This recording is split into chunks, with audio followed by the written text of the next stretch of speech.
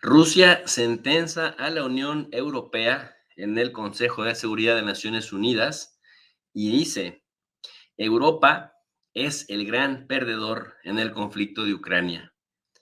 Así se manifestó el representante permanente de Rusia ante Naciones Unidas, el cual afirmó que no solamente Ucrania había perdido con el conflicto en su tierra, sino también la mismísima Unión Europea, que se había quedado ya por voluntad propia reducida a satélite de los Estados Unidos.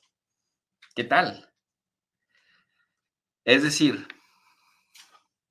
para las pulgas de los europeos, que históricamente se sienten en el centro del mundo, me refiero a los líderes políticos de Europa. Me refiero a Pedro Sánchez, me refiero a Olaf Scholz, me refiero a Macron, a Meloni, es decir, a los políticos de Europa que históricamente heredan este legado de sentirse el centro del mundo, de sentirse la civilización y que el mundo gira en torno a Europa, les dice Rusia, pues la verdad, con el tema de Ucrania, han quedado reducidos no solamente a meros espectadores, por el contrario, reducidos a satélite de los Estados Unidos. Además, cabe mencionar también que la tensión entre Polonia y Ucrania se ha estado agudizando porque, pues literalmente, el primer ministro de Ucrania había señalado que ese problema de que agricultores polacos estaban deteniendo, estaban bloqueando los granos ucranianos que entraban a Polonia, pues dice, ya se había extendido más allá, ha ido más lejos del tema del grano y ahora Polonia también pudiera percibirse de pronto como una amenaza a la seguridad nacional de Ucrania. Y ojo, el primer ministro de Ucrania amenaza a Polonia con tomar medidas recíprocas, como si realmente tuviera, pues literal, la sartén por el mango. Es decir, los ucranianos se van, pues se olvidan de que Europa ha sido reducida, aunque también por voluntad propia, ojo, a satélite de Estados Unidos, a literalmente un vil chichincle. Y Hugo, y buena parte de lo que se está diciendo ya en los medios de comunicación, esta tremenda reprimenda que le da a la Unión Europea, ni más ni menos que Vasily Nevencia, quien es el representante permanente de Rusia ante el Consejo de Seguridad, dijo lo siguiente: sea como fuere, hoy ya es obvio que en esta guerra por poderes de Estados Unidos, la OTAN y la Unión Europea contra Rusia a manos de los ucranianos, Ucrania está perdiendo. Y lo que es igual de importante, por mucho que a nuestros colegas europeos les cueste, aceptar esta conclusión, es que es la única perdedora de este conflicto. La propia Unión Europea es casi la principal perdedora, de acuerdo a lo que dice este representante permanente de Rusia ante Naciones Unidas, Vasily Nevencia, quien prácticamente dice que Europa quedó reducida a mero satélite de Estados Unidos, Hugo. Esa es la hipótesis. ¿La falseas o la verificas, Hugo? En verdad que es verificable el unísono, la estructura unísona de cómo las agencias de comunicación, las agencias de inteligencia, las cancillerías de los gobiernos de la Unión Europea, sobre todo de los principales países, los mercados más grandes de la Unión Europea, llámese empezando Alemania, Francia, Italia, España, Bélgica y otros países más, han sucumbido ante la estrategia de la coordinación desde Washington de lo que se debe y no se debe hacer, y con la esperanza, creo yo, de que de alguna manera Estados Unidos pueda pagar las cuentas de la factura de la seguridad de estos países, ¿no? Creo que vieron con envidia lo que pasaba en Oriente con el tema de Arabia Saudita, Qatar y otros países. Y claro, esta especie de simbiosis de semi perro guardián, semi guerrero, y yo dejaré que tú me lleves por el camino también de las decisiones políticas internacionales y que me ayudes también a ganar en las negociaciones internacionales de energía, etcétera, etcétera. Pero en verdad, creo que fue Kissinger el que dijo en su momento que Estados Unidos, bueno, como enemigo Estados Unidos era peligroso, pero era más peligroso todavía para sus propios amigos. Y en verdad estamos viendo que los países, como bien dice este embajador delegado, que ya lleva varios años aguantando en Washington, perdón, en Nueva York, ahí en la sede de las Naciones Unidas, él y su jefe, el canciller Lavrov, son dos personajes que han aguantado unas batallas comunicacionales tremendísimas. Ha tenido en un montón de ocasiones que escuchar insultos, ofensas y una serie de estrategias para desubicarlo, desencajarlo, pero el hombre nunca ha alzado la voz. Yo creo que la academia de diplomacia que tienen los rusos es una carrera, es una escuela muy profesional, muy bien direccionada, son profesionales a carta cabal. Yo personalmente creo que en toda la crisis y la presión fuerte que han tenido este caballero, como también Lavrov, no desentonan, siempre cumplen el papel y saben en qué momento tomar las decisiones y también decir con datos duros las cosas, ¿no? Y datos duros, fácil y sencillo, están comprando gas caro de Estados Unidos, gas licuado, impuesto con precios desde Estados Unidos, rescatando la industria gasífera del enquisto, ¿no? De Estados Unidos, le salió muy bien el negocio a Estados Unidos, les imponen también a quién tienen que comprarle gas, en este caso Qatar.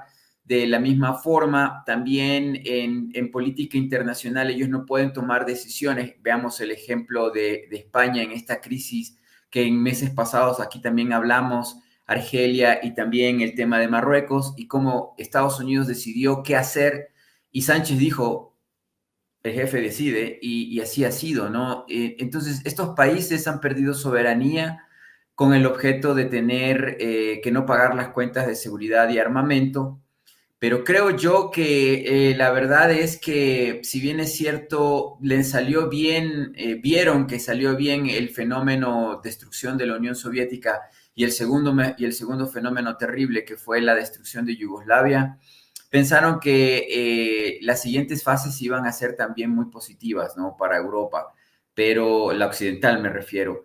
Pero yo creo que fue escalando la situación hasta que se encontraron con un bloque sólido y consolidado, el de Rusia y China con la India, que es la base, la estructura neurálgica de los BRICS, y que ya no pudieron avanzar más, ¿no? En estas ideas locas. Me refiero a las primaveras árabes, que después se iban a convertir en las primaveras asiáticas. No se dio. Y creo yo que se chocaron contra un muro y están sufriendo las consecuencias de haberse roto los dientes.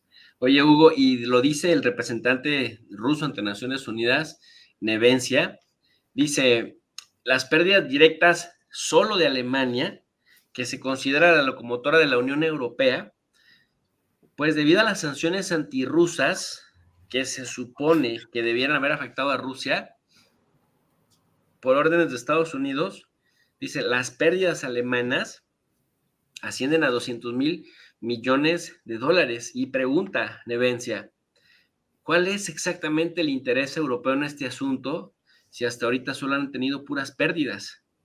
También este señor, representante de Rusia ante Naciones Unidas, allá en Nueva York, llamó la atención sobre la creciente dependencia de países europeos respecto de Estados Unidos, que tú bien lo señalas en cuestiones energéticas. Y dice, ahora, en lugar de asociación estratégica y proyectos económicos conjuntos rentables, pintan a Rusia como un enemigo y se disparan en el pie, liberándose supuestamente de la dependencia energética de Rusia, pero cayendo en una dependencia energética aún más severa con Estados Unidos. Dice, además, hoy no solo Ucrania, sino toda Europa corre el riesgo de convertirse de nuevo en un trampolín para la confrontación militar a la que se le arrastra constantemente desde el otro lado del océano, refiriéndose a Estados Unidos. Pregunta, ¿necesita esto la población de Europa? Me gustaría creer que no. Y es que Hugo, 3 países europeos han estado haciendo cierta trampa para meter a Ucrania a la OTAN sin meterla. Francia, Reino Unido y Alemania han firmado acuerdos bilaterales de cooperación militar y de seguridad con Ucrania. ¿Qué significa esto? Que si Ucrania vuelve a ser atacada, no ahora, en otro momento, ellos ya por ley, porque se han obligado a ello, entrarían en combate. Entonces ya no tendrían que meterla a la Unión Europea, porque, perdón, a la OTAN, porque de forma bilateral, ellos que son potencias nucleares, 2 que son potencias nucleares, y una que ha iniciado y se ha visto envuelta en 2 guerras mundiales, Alemania, ahora dicen, entraríamos con Ucrania a combatir a cualquiera que la agreda. ¿Qué significa esto? Que si por alguna razón Rusia en 5 años vuelve a confrontarse con Ucrania, pues estos 3 europeos entrarían al quite. Y dice Nevencia, los pueblos europeos están perdiendo, ¿necesitan de esto realmente? Y es interesante datos duros del pasado antes del conflicto militar especial o de esta guerra, ¿no? Aunque aquí hemos mencionado muchas veces que Ucrania era de la región euroasiática uno de los países más corruptos con una crisis de ingobernabilidad bastante fuerte que encontró la señora Nuland, de la que vamos a hablar más adelante, y todo el aparato de pensamiento, ¿no? Rand Corporation y otras compañías de pensar y de analizar estrategia dijeron, bueno, hay ingobernabilidad, es fácil derrocar presidentes, derroquemos presidentes, pongamos al títeres, hagamos que ahí surja una crisis que afecte a Rusia y lo lograron. Pero una cosa importante que mencionar del pasado es que desde los Urales hasta el Mediterráneo, el país que tenía un ejército más grande, preparado para la guerra, con bastante equipo de herencia soviética, era Ucrania. Ningún otro país de la Europa occidental, como ellos se autodenominan, tenían los efectivos. Por eso Ucrania ha sido un muy difícil rival para Rusia, que en mi criterio es el país técnicamente más preparado para cualquier guerra, pero ha sido un duro rival. Y eso también lo analizaron y lo entendían los estadounidenses, ¿no? ¿Cuál era el país que podía soportar un conflicto militar tan potente y tan fuerte contra Rusia, sino Ucrania? Porque no podía ser Polonia, no, peor los países chiquitos que más al norte quieren o buscan beligerancia. Finlandia es imposible, o sea, no existía el país, más aún con el envejecimiento de la población europea.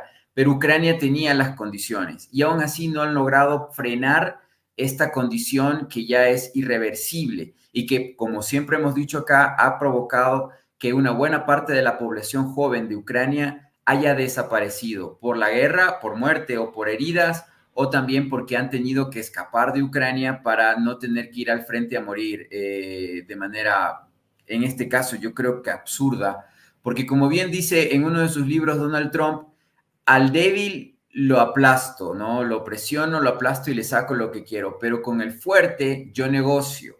Entonces, en este sentido, creyeron mucho, tanto Europa como Ucrania creyeron mucho en las estrategias, en esta estructura de ideas que Estados Unidos, la CIA, preparó, les entregó Stingers, les entregó Javelins, les entregó un montón de equipos y dijeron, no se preocupen, con la guerra de guerrillas vamos a vencerlos, los vencimos en Afganistán y también lo vamos a hacer aquí en Ucrania. Pero las condiciones no eran las mismas de Afganistán, ni tampoco, o sea, me refiero a lo montañoso, etcétera.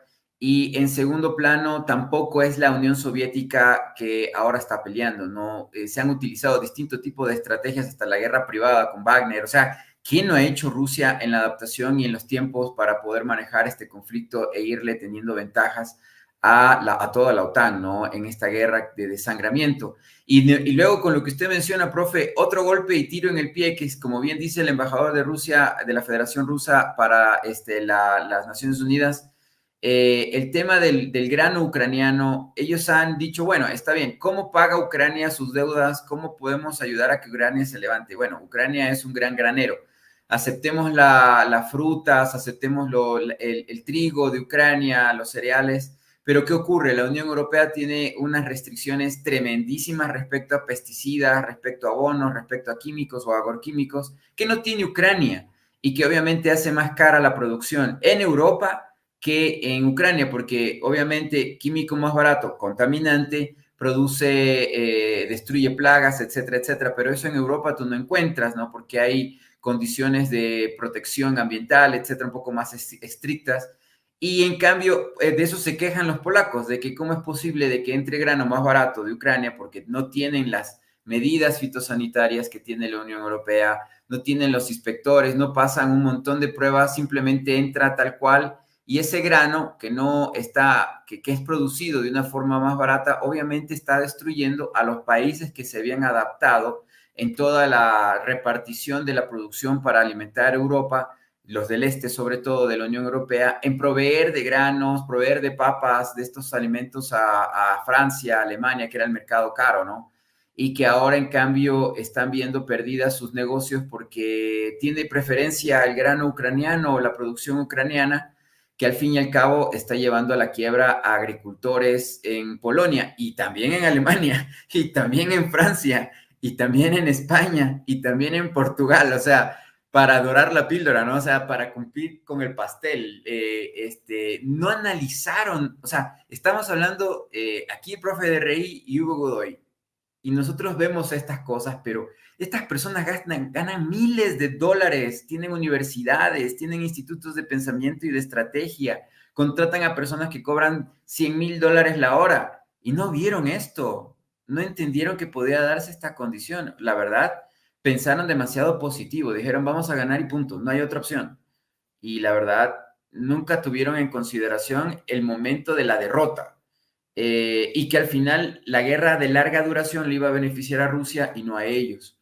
Hugo, Pésimo, nosotros pésimo. habíamos estado señalando también que Europa, como bloque, tenía la oportunidad de ser el cuarto pilar de la siguiente etapa hegemónica. Rusia en un lado, China en otro lado, Estados Unidos y Europa. Pero Nevencia le dijo algo muy fuerte a los europillos.